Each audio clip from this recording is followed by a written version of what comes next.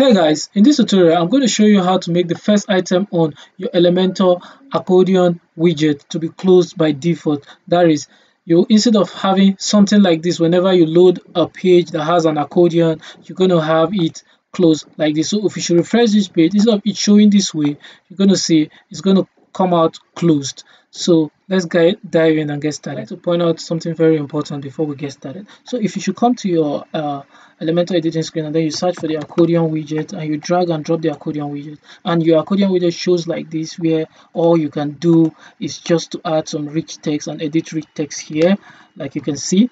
That means with this particular kind of accordion interface, you cannot make the first accordion to be closed by default without the use of a custom code. However, in order to be able to do that easily without the need of a custom code, then this is what you should do. Now you head back to your, first of all, we're going to delete this, and then we're just going to publish this. So we'll have an empty screen. So you now head back to your dashboard. On your dashboard, you scroll down to Elementor and you come over here to the settings.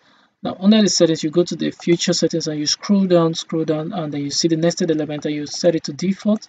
Set it from default to active, sorry. And then you scroll down and you click on the save. And now, mind you, make sure that your Flexbox container is active.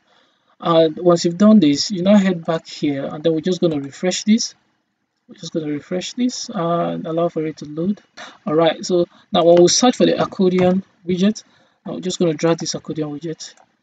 You can see now the interface it comes with now allows you to add nested elements within. So with these nested element options, you can build wonderful accordion with abilities to add different kinds of style, different kind of content within the accordion. That is not just it. Now with this, what we can do now is that when we come here under this content here, now this is the layout content where you can add the various accordion items you want to add. So now you just have to toggle this up and you come down to these interactions. Now in this interaction, you're going to see different options. Now the first option says the default state. Now by default, it is set to first expanded, which means the first accordion item will be open. Whatever content you have here will display here. So now that you have that, now there's also an option where you can set it to all collapse. Now with this all collapse, it means that all content or all items on your accordion will be collapsed by default.